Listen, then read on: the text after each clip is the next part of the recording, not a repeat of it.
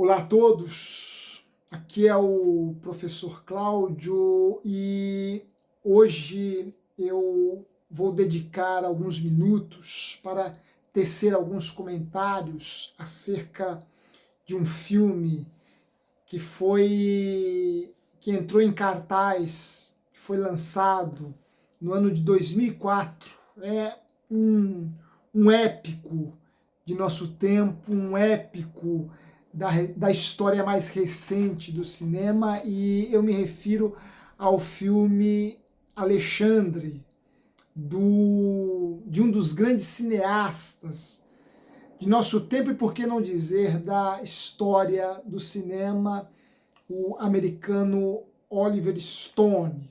Em 2004, Oliver Stone nos presenteava com este grande filme, este épico da história recente do cinema, baseado na vida do grande imperador macedônico, né? Eu gostaria de trazer algumas considerações presentes nesse filme para nossa reflexão, para nossa discussão, e aqui eu já faço uma advertência. Eu não pretendo me ater a detalhes mais técnicos acerca do filme. Não é disso que se trata este momento. Eu quero me ater a algumas ideias, alguns elementos estéticos, filosóficos e políticos que estão presentes neste filme e que nos colocam diante da possibilidade de pensarmos mundo, refletirmos mundo a partir das ideias aqui postas, né? Ideias com as quais podemos ter alguma afinidade e ideias com as quais podemos estabelecer uma certa distância crítica, né? Bem, o Alexandre, esse filme do Oliver Stone, endossa uma sequência de filmes que marcaram o renascimento do filme ou do gênero épico cinematográfico mais recentemente, né?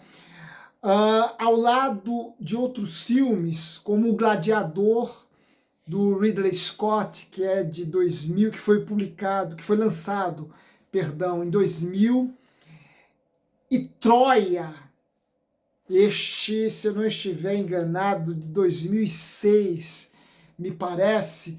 Estes três filmes, e ao lado deles também nós poderíamos incluir Rei Arthur, depois nós teremos A Cruzada, enfim, este conjunto de filmes, essa sequência de filmes marcou o renascimento do gênero épico no cinema, né? Eles marcam o ressurgimento, a renascença, por assim dizer, do cinema épico.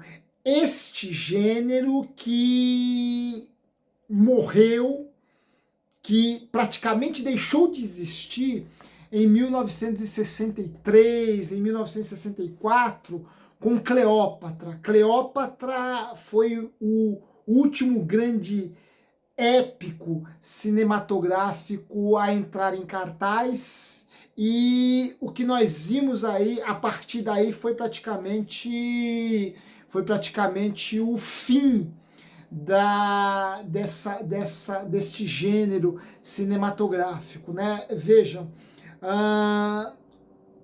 quase 40 anos depois é que este gênero será novamente cultivado. Nós encontraremos diretores entusiastas deste tipo de cinema, desta forma de fazer filme, e que vão promover o seu ressurgimento, renascimento? Bem, Alexandre faz parte deste momento de renascimento do gênero épico, do cinema épico. E o filme é inspirado, o filme é baseado na vida do grande imperador macedônico, do grande Alexandre, né? Que aqui no filme é interpretado pelo ator Colin Farrell. Alexandre, o imperador macedônico, é o tema que inspirou o engenho de Oliver Stone. Vejam, aqui nós já devemos fazer uma consideração interessante, que o tema, veja, nós estamos diante de um tema, de uma história grega, né? Nós estamos diante de um tema que faz parte da história grega antiga, né? História século III. Alexandre é uma figura que floresce no século III, portanto, é uma figura que pertence à antiguidade clássica, por assim dizer, e esse tipo de tema que orbita em torno de eventos e figuras da antiguidade clássica ou da antiguidade greco-latina, deu origem a uma espécie de subgênero do cinema épico, que é o peplum. O peplum é uma espécie de subgênero desse tipo de cinema, do cinema épico. Por quê? Porque ele é uma forma de cinema épico um pouco mais restrita, porque ele se atém, ele gira em torno de personagens que compuseram a história, a antiguidade clássica ou antiguidade chamada greco-latina, né?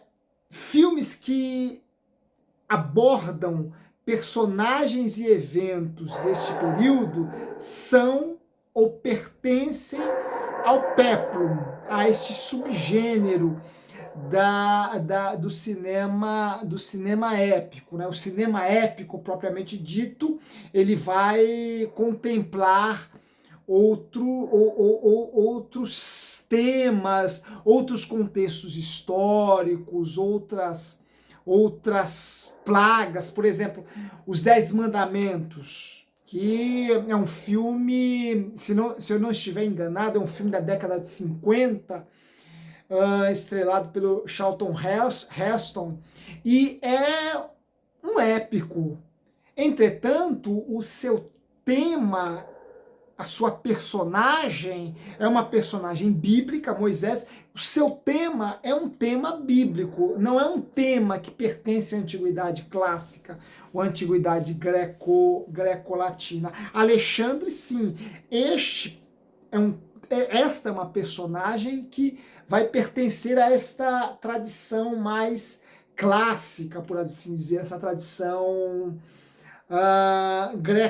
greco-latina. E o filme praticamente se passa, ele praticamente se atém ao período de incursão de Alexandre o Grande para além do mundo ocidental, né? O filme, a maior parte do filme se dedica a esse processo de conquista,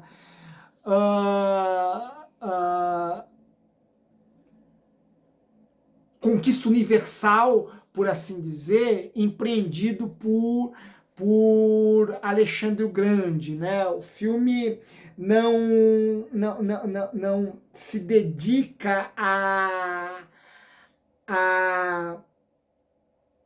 reconstruir o período em que Alexandre o Grande unificou os gregos em torno de si. Processo esse que já havia sido empreendido por seu pai, Filipe II, Filipe da Macedônia. O filme não se atém a este período. O filme vai dedicar boa parte de seu tempo ao período em que Alexandre empreende suas incursões pelo Oriente, né? Este é o grande momento, de fato, na trajetória de Alexandre o Grande. Entretanto, o filme brinca, por assim dizer, ele quebra essa linearidade, a linearidade cronológica da excursão ou da incursão de Alexandre o Grande pelo Oriente, com uma série de digressões. Veja, não há no filme uma linearidade rigorosa.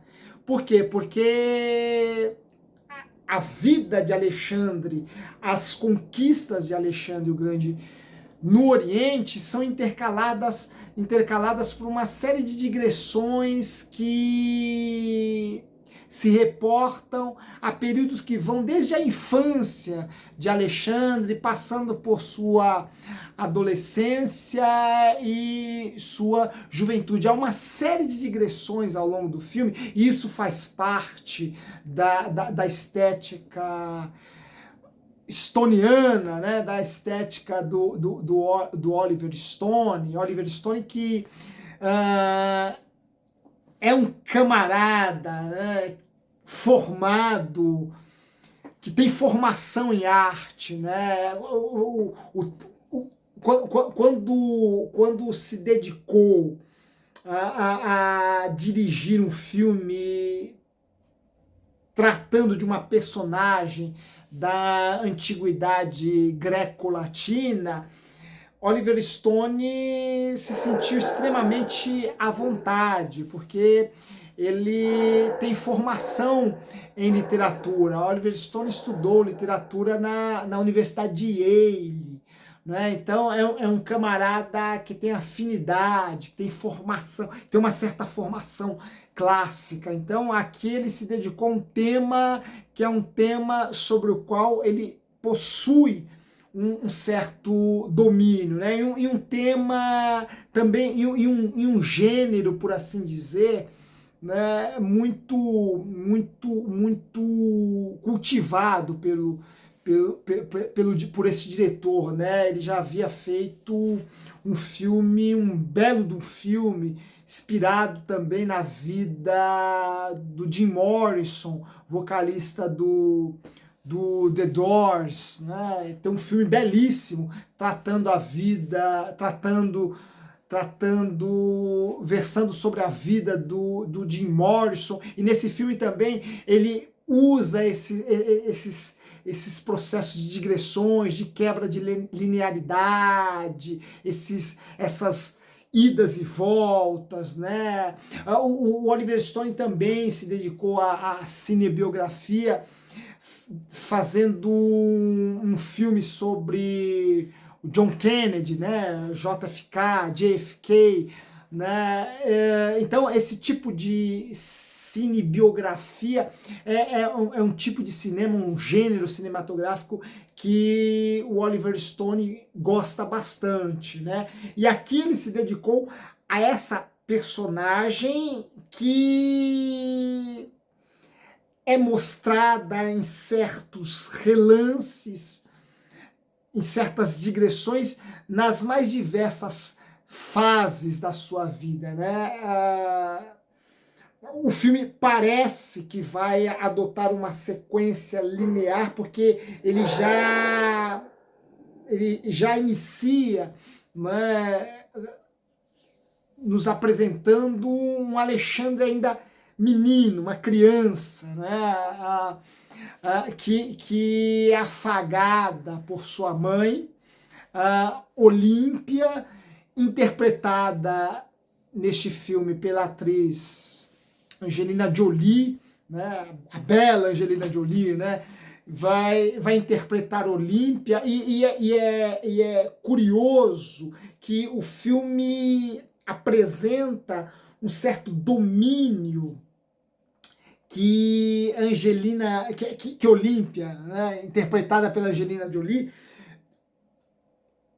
exerce, né, sobre o seu filho, sobre Alexandre, né, a figura da mãe é uma figura, a figura materna aqui é uma figura muito forte, é uma presença muito intensa, né, inclusive a Olímpia é projetada quase que como uma musa, né, tem uma cena muito curiosa em que Olímpia aparece cantando, né, declamando versos de Virgílio ao seu filho Alexandre, ao seu filho Alexandre, que ainda não é o grande, né, que ainda é uma criança, né, e por meio dos quais, por meio, versos que, na verdade, sintetizam o destino de Alexandre, né? Olímpia aparece cantando, e essa é a epígrafe que abre também o filme, né? Olímpia aparece declamando ao seu filho, né? A sorte ou a fortuna favorece os audazes, favorece os corajosos. Frase que vocês já devem ter visto aí em comerciais de TV, né? Aquele tipo de frase que de volta e meia aparece por aí. Bem, são versos, é um verso do poeta latino Virgílio, né? E aí mais um elemento a endossar esse viés clássico da obra, né? E o curioso aqui é que Virgílio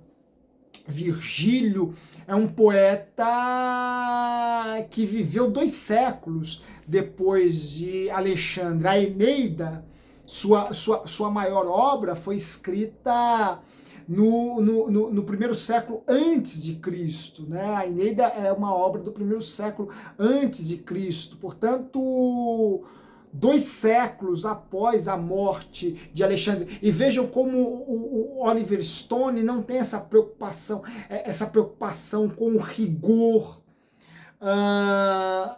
da linearidade, né, com o rigor cronológico, ou até mesmo com um rigor mais historiográfico, porque, vejam,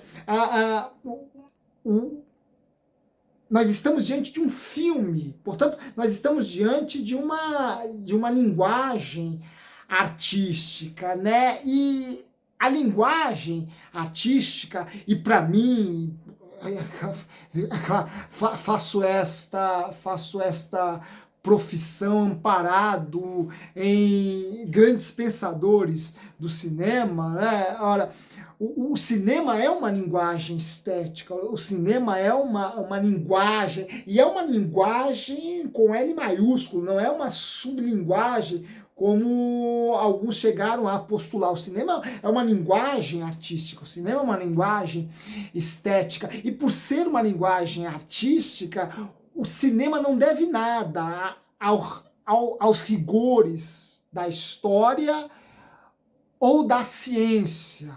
Por ser uma linguagem artística, o cinema não é devedor à história ou à ciência.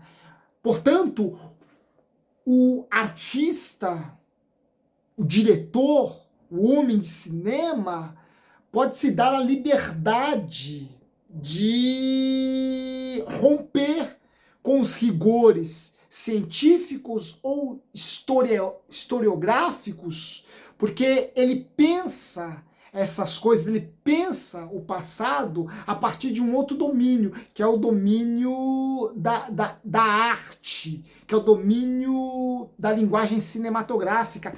E neste domínio, a arte, o cinema, não está preocupado com aquilo que foi, ao menos na perspectiva da historiografia. Ora, na arte, o artista se preocupa com aquilo que poderia ter sido. Portanto, o cineasta, como um artista, ele não está comprometido com o fato tal qual apresentado pelos historiadores.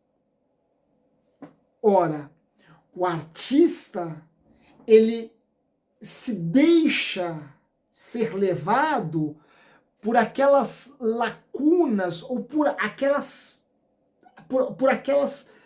possibilidades que na historiografia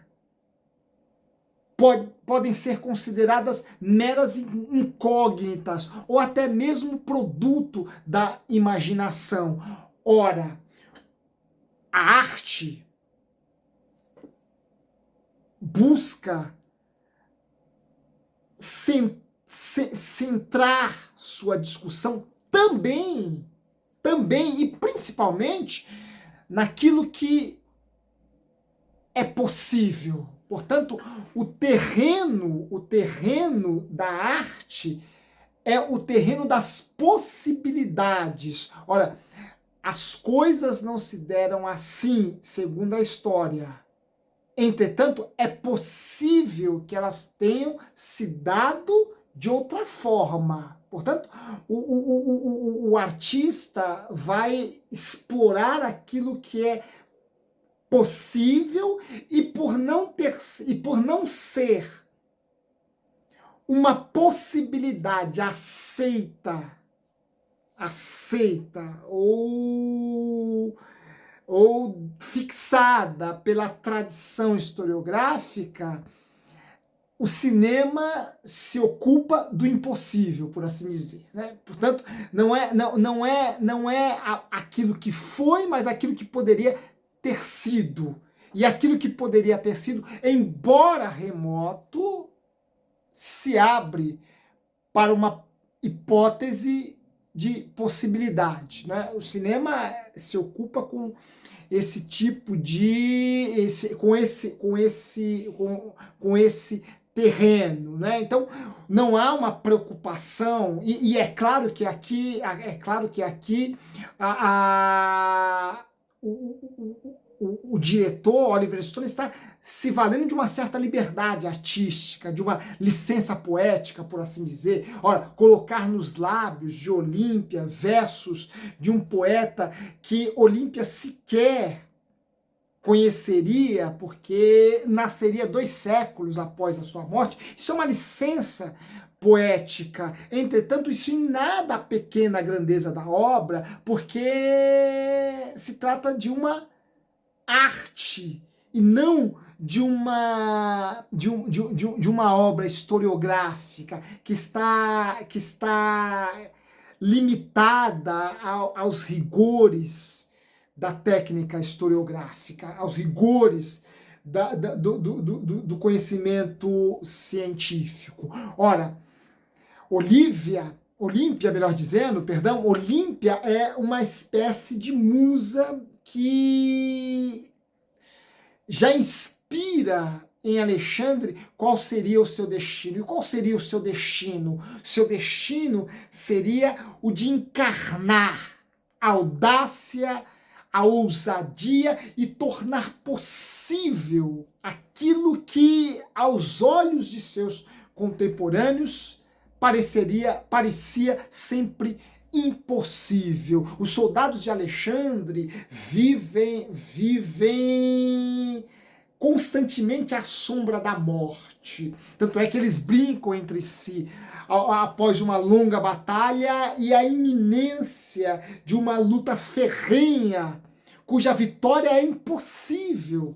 No dia seguinte, eles brincam entre si, né? Comamos e bebamos, porque amanhã estaremos no Hades, né? Porque Alexandre nos coloca diante de uma empresa, diante de um empreendimento cuja concretização é impossível, cuja efetivação é quase que inimaginável, né? Vejam, o Alexandre é essa encarnação da audácia, né? Essa encarnação a encarnação desta personagem que desafia a morte, que desafia os deuses, que inclusive engana os deuses, né? Isso aparece, inclusive, essa ideia está presente, inclusive, quando o adolescente Alexandre vai domar Bucéfalo, o seu lendário cavalo, né? Essa é uma cena muito bonita, para mim particularmente, é um dos momentos altos do filme, né? A cena em que Alexandre se vê diante do desafio de domar aquele que seria o seu lendário cavalo Bucéfalo, né? Bucéfalo, e isso aí já foi apresentado na historiografia, né? Bucéfalo era arredio à sua própria sombra, né? Então, para montá-lo, era necessário que ele estivesse numa determinada posição do Sol, em que a sua sombra não fosse projetada diante de si, né? E vejam, ao domar Bucéfalo, Alexandre, na verdade, engana o deus Apolo, que é o deus do sol, é o deus da lua. Então, vejam, este homem é de uma audácia tão grande que ele é capaz de brincar com os deuses, que ele é capaz de ludibriar, de enganar os deuses. Ele vai ser a encarnação dessa audácia, e mais ainda, ele vai ser a própria encarnação da paixão, né? A figura Alexandre, este Alexandre do Oliver Stone é uma figura extremamente apaixonada e apaixonante, não é? É uma figura que vive enamorada dos seus projetos, de suas ambições, e consegue, na maior parte de sua trajetória, seduzir a sua soldadesca, embora em alguns momentos ele tenha que se impor, né? Ele tenha que ser temido e não amado, né? E aqui há alguns momentos no filme em que o político, né, o líder político, o imperador Alexandre é quase que uma figura, um príncipe maquiavélico, né? E maquiavélico no sentido mais puro do termo, né? Mais fidedigno à obra do grande escritor, do grande pensador político Nicolai Maquiavelli, né? Ele, Alexandre, tem que se impor, se fazer temido para levar a cabo as suas empresas, né? Então é uma figura que também sabe ser temida, mas a maior parte do filme ele é amado, não é? Porque tinha ou trazia uma paixão que era uma paixão envolvente, era um homem de uma paixão assim deslumbrante, que cativava as figuras que estavam ao seu lado, a ponto de fazê-las acreditar que o impossível poderia se tornar possível, né? Que uma luta, por mais absurda que parecesse, poderia se abrir como um horizonte de grandes vitórias e grandes conquistas, e é assim que Alexandre é apresentado, é assim que Alexandre de alguma forma foi, né? É uma figura, isso está no filme, né? É uma figura que pretende libertar outros povos, outras nações. Não é uma figura que deseja apenas dominar. Alexandre é apresentado aqui como uma figura que deseja libertar povos bárbaros de sua barbárie. Vejam, aqui nós temos um choque de visões, né, que nos coloca diante de um instrumento de dominação cultural extremamente ideológico, né? Vejam, é bom assistirmos ou lermos o filme, porque cinema não é para ser apenas assistido, cinema é para ser lido, cinema é texto. O cinema é um veículo de ideias. O cinema traz uma visão de mundo, e essa visão de mundo exige de nós uma leitura, e uma leitura crítica. É bom lermos o filme Alexandre no contexto em que ele foi produzido, né? No contexto em que ele veio à existência, né? Esse filme é um filme de 2004 e ele traz à tona uma personagem que tinha um projeto político-cultural de dominação universal. Vejam, esse aqui é um tema extremamente interessante. Ora, Alexandre o Grande desejava levar ao Oriente uma liberdade calcada numa ideia de civilização extremamente ocidental, extremamente grega. E tema que está presente no filme. O que Alexandre pretende no Oriente é unificar todos os povos, ou todo mundo conhecido, né? E ele vai, de alguma forma, concretizar isso, porque ele chegará até as Índias, e para um grego as Índias era um fim do mundo, né? Tanto é que reza uma lenda que após ter conquistado as Índias, Alexandre o Grande chorou, né? E chorou porque não havia outros mundos para ele conquistar, né? Ele chega às Índias, conquista todo o mundo conhecido de um grego, né? Com 33 anos de idade, né? Então, de alguma forma, ele concretizou esse seu empreendimento e ele tornou a cultura grega universal. Ele tornou a língua grega praticamente universal. Veja, por meio desse seu empreendimento, a maior biblioteca do mundo antigo vai ser fundada no Egito, né? Por meio de um de seus generais que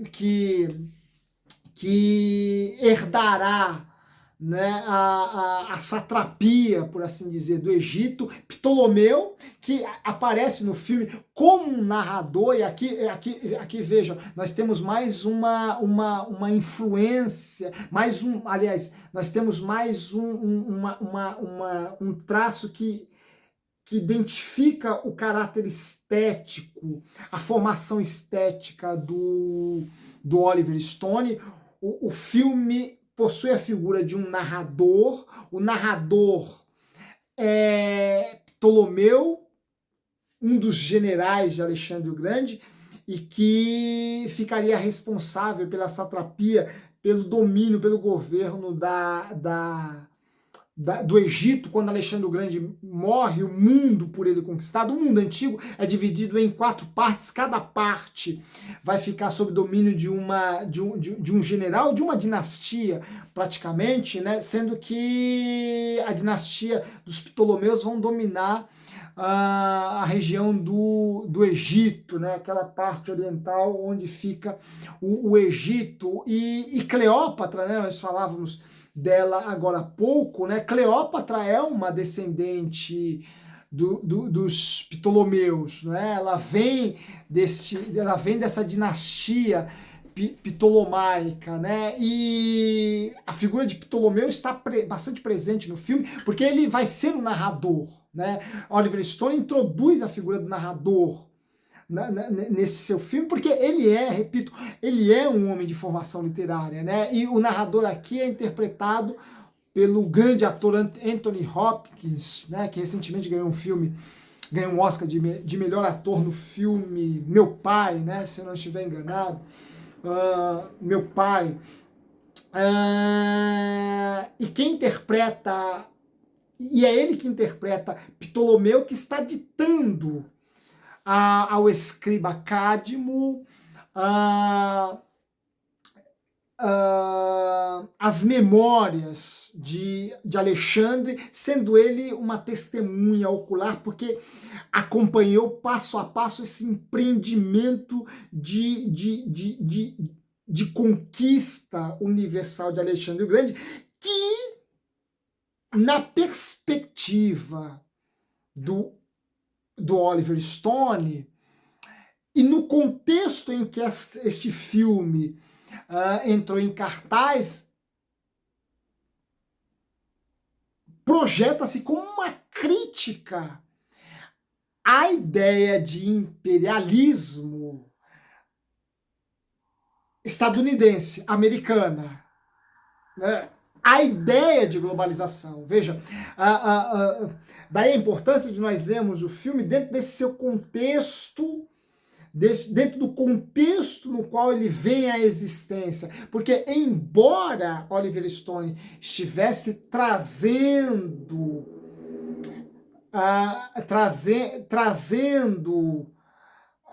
para as telas um imperador macedônico do terceiro século antes de Cristo, ele está fazendo uma releitura dessa figura e atualizando as temáticas que essa figura, de alguma forma, encarna. E uma dessas temáticas é a temática da conquista do outro pela imposição cultural, que em Alexandre o Grande ficou conhecida como o helenismo, né? O helenismo é esse esforço iniciado por Alexandre o Grande de universalização da cultura grega, levar a cultura grega para todos os povos, a fim de que eles saiam desse seu estado de barbárie e conheçam à luz da literatura ocidental, à luz da filosofia ocidental, enfim, era este o empreendimento, era este o empreendimento cultural, no campo cultural de Alexandre o Grande, que ele procurou concretizar por meio da construção de suas Alexandrias, né?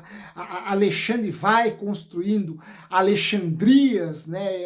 E esse processo de construção de Alexandrias também é pontuado no filme e lido no contexto do início do século XXI, nós podemos ver aqui uma crítica muito clara à ideia de globalização empreendida, encabeçada pelos Estados Unidos, pelos norte-americanos, né? Vejam, há uma crítica.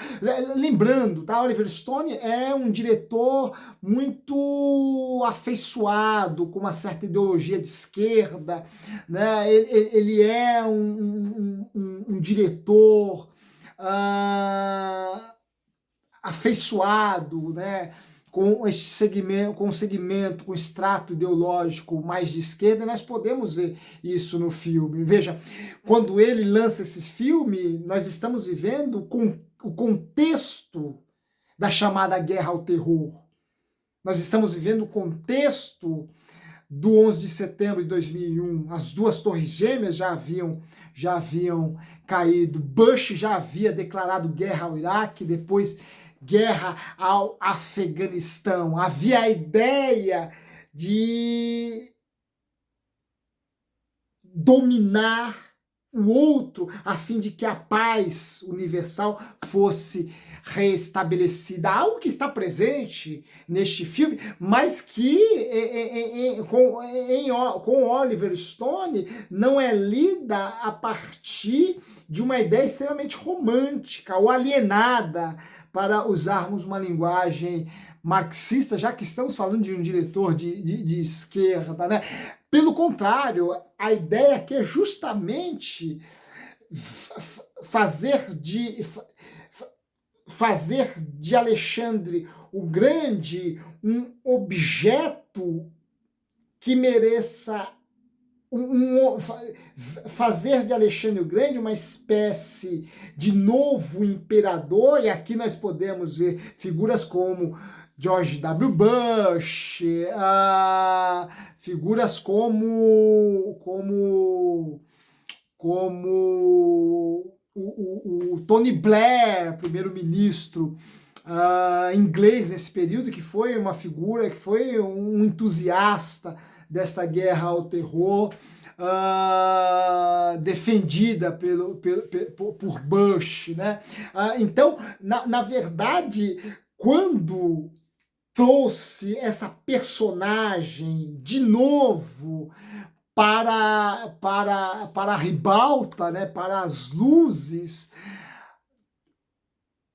Oliver Stone estava pensando no George W. Bush. Oliver Stone estava pensando em Bush filho, né? Ele estava pensando nessa figura, portanto não devemos, seria inocência demais, interpretarmos ou lermos Alexandre o Grande aqui por uma via meramente romântica, e nesse aspecto Oliver Stone foi extremamente sutil. Por quê? Porque o seu Alexandre é uma figura controversa, como controversas são os seus heróis, né? Como controverso era Jim Morrison, como controverso era John Kennedy, né?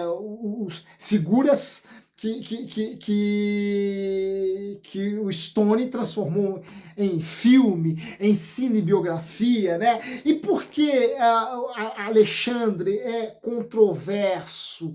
Porque, dentre outras coisas, Oliver Stone tratou de quebrar essa imagem do herói extremamente viril, que encarna uma ideia de macho, que é uma ideia forjada pelo patriarcado ocidental, né, pelo machismo ocidental. Tanto é que, ao longo de seu filme, Oliver Stone explora muito o lado homossexual de Alexandre o Grande, né? Olha, Alexandre o Grande é uma figura apaixonada por Hefestion, né? Um mancebo, um rapaz que fazia parte do seu Estado-Maior e que o acompanhou até as Índias, né? Veja, aqui nós já percebemos uma contradição. Por quê? Porque o grande público, este seria um dos motivos que levaram o filme Alexandre a se tornar um fracasso de bilheteria. John Solomon, um crítico de cinema, chegou a defender essa ideia, né? Ora, Alexandre foi um fracasso de bilheteria. Por quê? Porque a personagem de Oliver Stone é uma personagem controversa. O grande público o grande público não está desejoso em ver um imperador, um grande conquistador, que se amanceba com rapazes, que é afeminado, não é? Este seria um ponto controverso que Oliver Stone não se furtou a explorar. Que Oliver Stone, né? Olha, tanto é que o casamento de Alexandre com Roxana, uma oriental, é um casamento de fachada, né? Ele mesmo diz, com todas as... aliás, a personagem o conselheiro oriental que sugere que ele se case com Roxana vai dizer, olha, Alexandre, quem ama muito perde tudo.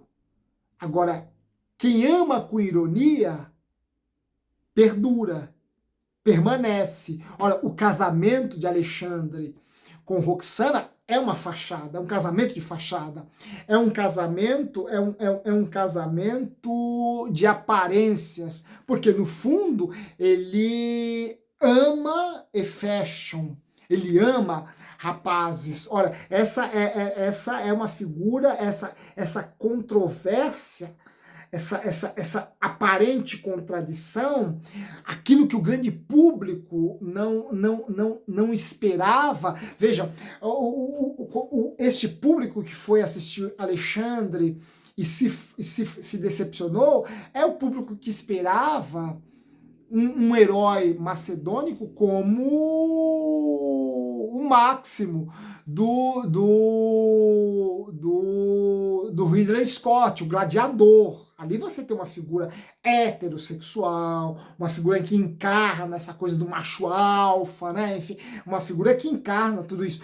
Alexandre não, Alexandre já é uma espécie de antípoda, né? Porque embora tenha sido um grande imperador, é o imperador que desconstrói, por assim dizer, a imagem dos grandes imperadores, porque é uma figura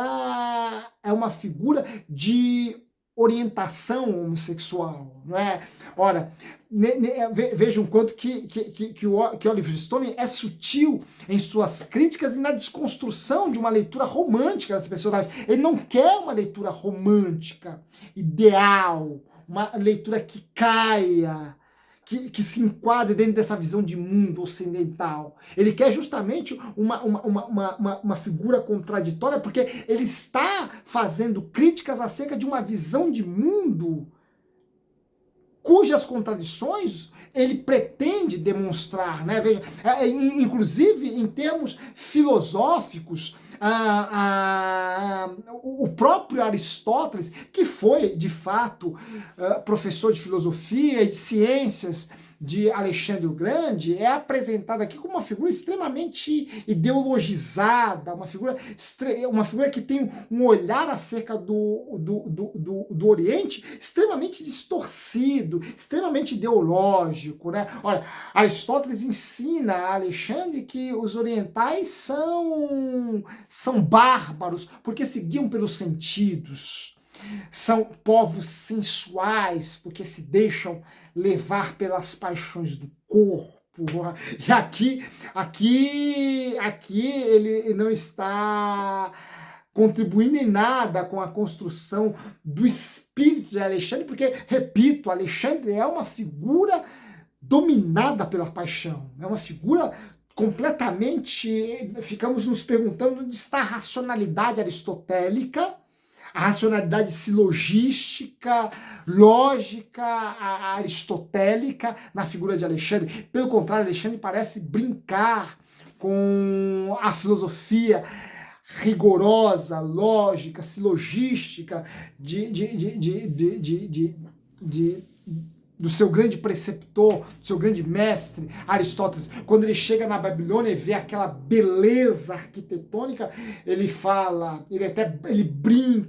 brinca, dizendo que Aristóteles dizia aquilo acerca dos orientais porque não havia conhecido a Babilônia. Aquilo só poderia ser produto de uma grande engenhosidade racional, matemática, arquitetônica, enfim, né? Vejam, Alexandre aqui, de alguma forma, deixa vir à luz esse olhar mais preconceituoso do homem ocidental, do intelectual ocidental sobre o homem oriental. Isso é um ponto de crítica muito, muito interessante. Aqui ele está fazendo uma crítica ideológica, a leitura estereotipada que o homem ocidental faz do homem oriental. E aqui o cinema novamente se encontra com a política.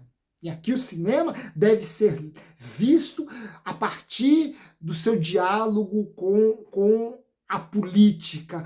O grande imperador, na verdade, encarna, o grande imperador macedônico, na verdade, seria uma espécie de arquétipo, para nos valermos de um conceito junguiano, seria uma espécie de arquétipo desse novo conquistador ocidental que pretende, em nome de um novo messianismo, de uma redenção, de uma espécie de paz ou pseudo-paz universal, estabelecer uma guerra contra povos orientais cujos interesses não passariam, como a história irá nos dizer, não passariam de interesses ideológicos, políticos, econômicos. Ora, Oliver Stone, de alguma forma, já é precursor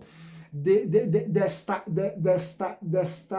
crítica, dessa visão que vai se concretizando ao longo dos anos, que vai se concretizando ao longo da história, e hoje é mais que sabido que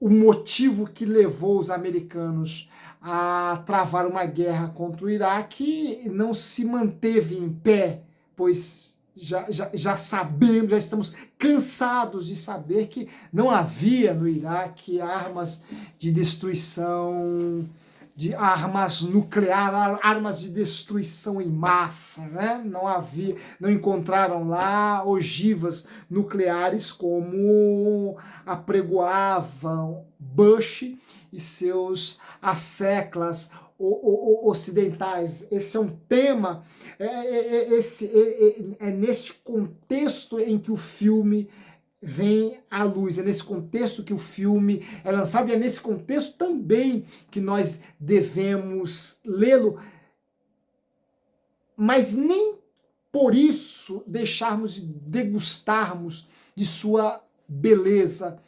estética, de sua beleza.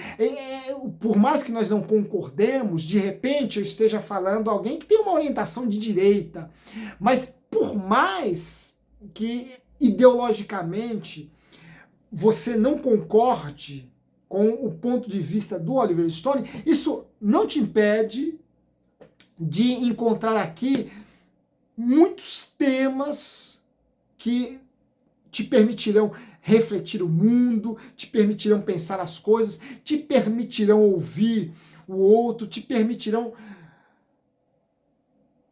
te colocar diante de um outro ponto de vista e se enriquecer culturalmente. O filme nos apresenta, nos promove isso. É um filme que evoca literatos clássicos, é um filme que fala de uma figura apaixonante, com todas as suas contradições, né? Uma figura que encarna esse espírito dionisíaco, né? Esse espírito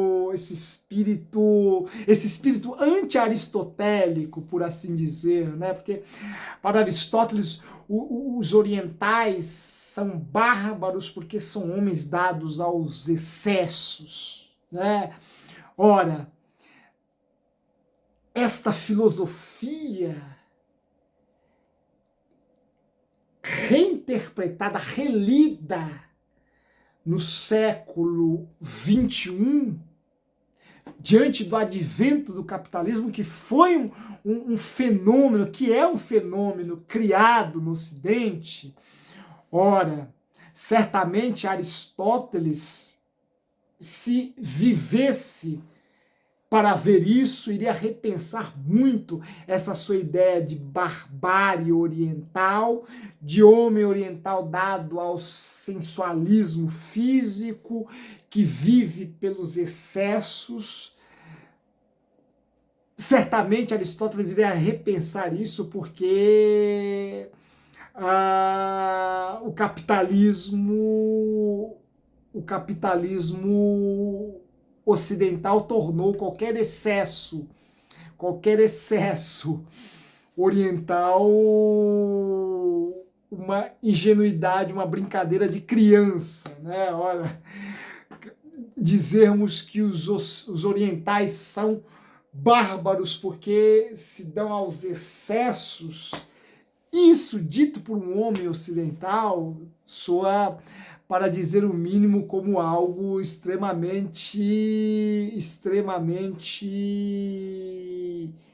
inocente, né? Pueril, ingênuo, não é? Ora, Dionisíaco é o homem ocidental.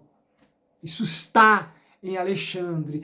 Ora, ele é o homem das paixões e ele é o homem que quer conquistar o mundo. Por quê? Porque é um homem ambicioso mesmo. Porque é um homem que tem um espírito de dominação, que tem um espírito de empreendimentos universais, porque é uma figura megalomaníaca, é uma figura de excessos. A sua grande, ele engana Apolo, deus da razão, deus da luz, deus da harmonia, mas é devoto de Dionísio, o deus de sua mãe, a divindade a quem Alexandre se regateia, consagra o vinho, consagra a bebida. Ora, Alexandre encarna essa figura do homem, do excesso, do capitalista político, do ocidental, do estadista capitalista ocidental. Ele encarna esta figura que, sejamos francos, tem os seus momentos de paixão, de encantamento, né? É uma figura que nos apaixona, assim, de alguma forma, né?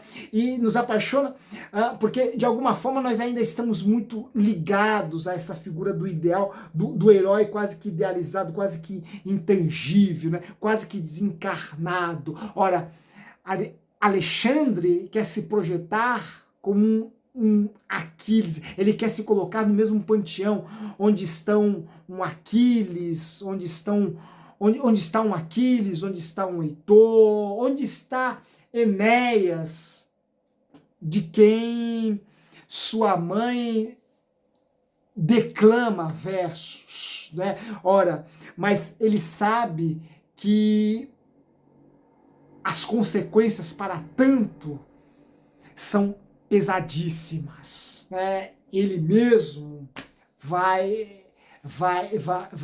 aliás, esse seu preço muito grande a ser pago é sintetizado numa frase muito bonita que está no filme, e com ela eu encerro aqui a nossa reflexão. Ora, nós, quando estamos com os mitos, é quando estamos mais sós. Ora, essa frase, que eu não me recordo se ela é dita pelo próprio Alexandre ou se ela é dita por Ptolomeu, esta frase encerra, define bem essa figura que tem a ambição dos grandes heróis, tem a ambição dos grandes deuses, mas que, à medida em que se entrega incondicionalmente a isso, vai perdendo a sua humanidade, vai se desencarnando enquanto ser humano. Ora, quando estamos com os mitos, é aí que estamos mais sós. Esta é a solidão experimentada por um homem que não consegue ver mais nada além de suas ambições, nada mais além de suas paixões egocêntricas, megalomaníacas. Seria muito interessante que muitos de nossos políticos vissem Alexandre por esta via crítica e não romanceada e quem sabe assim se tornassem um pouco mais humanos. Um grande abraço a vocês. Essas foram minhas breves, sucintas considerações acerca desse filme. Teríamos muito a falar sobre ele, mas ficará para uma outra ocasião. Não quero me prolongar mais que isso, tá bom? Se você gostou, dê um like aí nesse nosso vídeo, se inscreva no nosso canal e em breve nós nos encontraremos. Um grande abraço. Até lá.